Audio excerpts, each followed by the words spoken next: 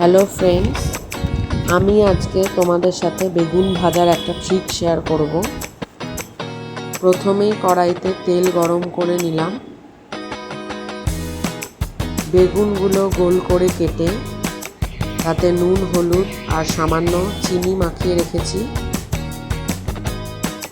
এরপর আসি মূল ইনগ্রিডিয়েন্টস, আটার গুঁড়ি। এই আটার গুঁড়ি বেগুনের সাদা অংশতে মাখিয়ে যদি বেগুনটা ভাজা হয় তাহলে একটু অন্যরকম খেতে লাগে। বেগুনের ওপর অংশগুলো একটু ক্রিস্পি টাইপের খেতে হয়।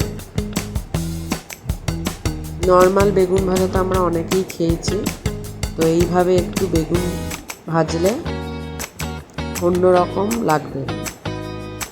তো প্রত্যেকটা বেগুনকে আমি এইভাবে আটার গুঁড়ি মাখিয়ে ভাজবো।